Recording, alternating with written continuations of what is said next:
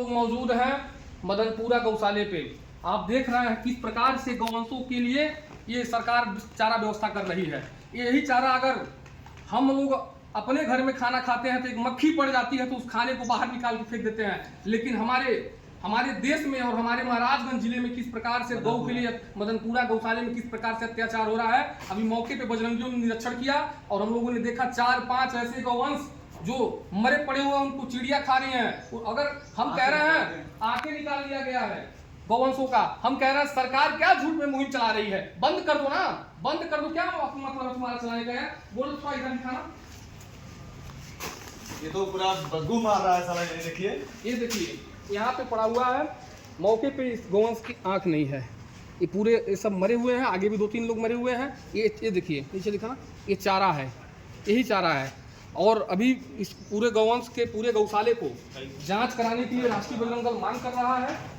ये यहाँ का देखिए, ये दवाई सिस्टम है यहाँ का, कूड़ा घर। धिक्कार ऐसे सिस्टम पे, सरकार को बंद कर देना चाहिए गौशाला। गौशाले के नाम से गौवंशों का हत्या हो रहा है। मदनपुरा गौशाले के सर कार्यकर्ताओं ने आपको सूचना दी, आप सभी लोग आए हुए हैं। अंतर्राष्ट्रीय हिंदू परिषद, राष्ट्रीय बजरंग दल, हिंदू हृदय सम्राट माननीय प्रवीण भाई तुगड़िया जी के नेतृत्व में हम जुड़ करके काम कर रहे हैं। हमारे नेता डॉक्टर तुगड़िया का एक लक्ष्य है, गौ माता को राष्ट्र माता बनाना।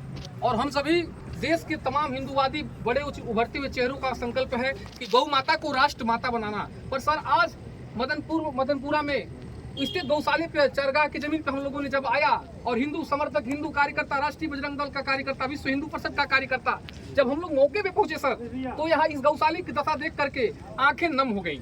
आंखें इस प्रकार से नम हो गई सर कि गौ माता को हम अपनी माँ के समान मानते हैं, सनातन धर्म के हम लोग पूजक हैं सर।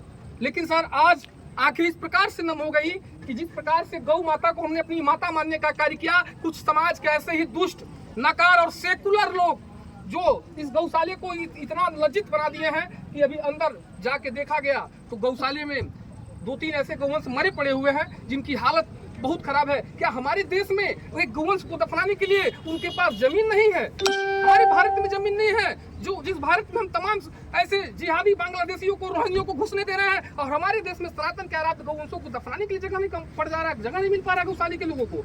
दूसरी बात, अभी अंदर एक गौवंश ऐसा पड़ा हुआ है जिसकी आंखें निकल गई है, आंखें उसके चील कौवे खा रहे हैं सर। मैं पूछना चाहता हूं कि जिम्मेदार लोग जो यहाँ पे हैं सर, जिम्मेदार लोग जो सर यहाँ पे स्थित हैं, उनके बेटे का, उनके परिवार के किसी का अगर कोई चील कौवे आंखें खा लेगा तो उनको कैसा लगेगा सर? ये कृत्य बहुत गलत है। और राष्ट्रीय बजरंग दल का बजरंगी होने के नाते, हिंदू समाज का शुभचिंतक होने के नाते, देश का हिंदुवादी कार्यकर्ता होने के नाते हम लोग मांग करते हैं सर, आपसे हाथ जोड़ के मांग करते हैं सर, इस गौशाले की जांच कराइए। और जो फील्ड में है, हमें ये भी संदेह नहीं, हमें क्लियर है कि गौशाले में स्थित जो पीछे जमीनें दिख रही हैं, गौवंश मर जाता है तो बिना पोस्टमार्टम के उसको तत्काल प्रभाव से इसी में मट्टी में खन के दफना दिया जाता है। और अंदर आप खुद गए होंगे सर, आपको कैसा महसूस हो रहा था, कितनी बदबू आ रही है, कितनी मतलब वहाँ से मतलब ऐसी हवा है, अगर आदमी 1-2 घंटे खड़ा हो जाए तो उसकी स्वास्थ्य गड़बड़ हो जाएगी। और हमारे गौवंश किस हालत में वहाँ पे रहते हैं। और अभी यहाँ पे CCTV लगा है कि नहीं लगा है, अगर नहीं लगा हो तो CCTV की मैं तत्काल प्रभाव से मांग करता हूं। और हम लोग यही मांग करते हैं कि तत्काल प्रभाव से JCB मंगा करके इसको खना जाए। और अभी जो मैंने आपको प्रार्थना पत्र दिया है उसमें आपसे बस इतना ही आग्रह निवेदन कर रहा हूं सर कि तत्काल प्रभाव से जो भी समिति में जिम्मेदार लोग हैं, चाहे प्रशासनिक हो या जनप्रतिनिधि हो, उनके ऊपर तत्काल प्रभाव से मुकदमा हो और मुकदमे की 4 सीट की काफी संगठन को सौंपने का कार्य करेंगे।